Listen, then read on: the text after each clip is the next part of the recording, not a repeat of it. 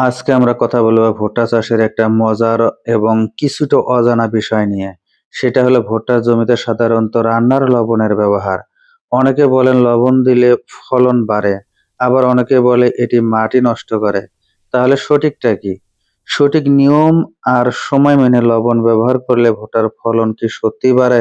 চলুন আজকের এই ভিডিওটি সেই বিষয়ে বিস্তারিত জেনে নেই। পটাশিয়ামের অভাব পূরণ। যদিও লবণ হলো সোডিয়াম ক্লোরাইড, কিন্তু অনেক সময় মাটিতে পটাশিয়ামের ঘাটতি থাকলে লবণের সোডিয়াম আয়রন কিছুটা হলেও পটাশিয়ামের বিকল্প হিসেবে কাজ করে এবং গাছের খাদ্য পরিবহনে সাহায্য করে। দ্বিতীয়ত, রোগ প্রতিরোধ ক্ষমতা বাড়ানো।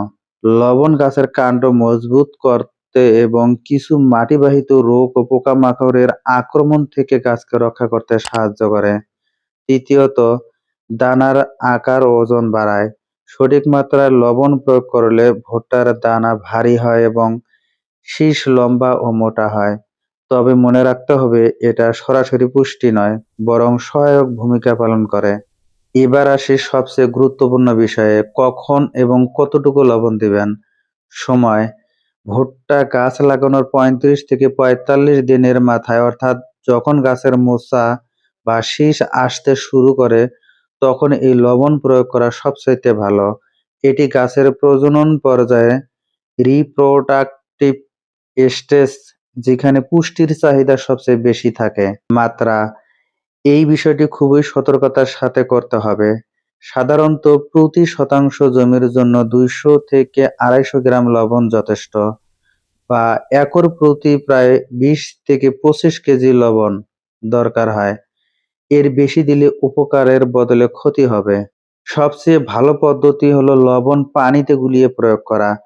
১০ লিটার পানিতে ২০০ থেকে ২৫০ গ্রাম লবণ মিশিয়ে সেই দ্রবণ প্রতিটি গাছের গোড়ায় প্রয়োগ করতে হবে। এতে লবণ দ্রুত মাটিতে মিশে যাবে এবং গাছ তা সহজেই গ্রহণ করতে পারবে।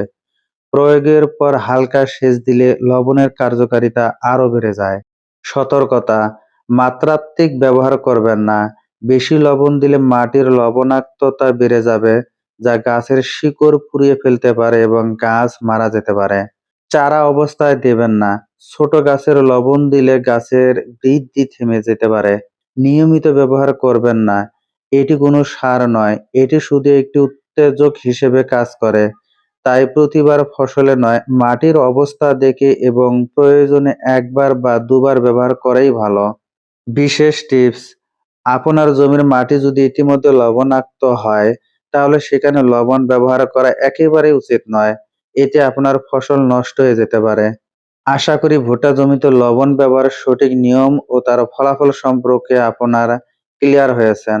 মনে রাখবেন, সঠিক জ্ঞান আর সঠিক সময়ে সঠিক মাত্রা ব্যবহার করলে আপনি ভালো ফলন পেতে পারেন।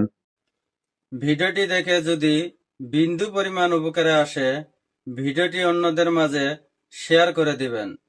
ধন্যবাদ।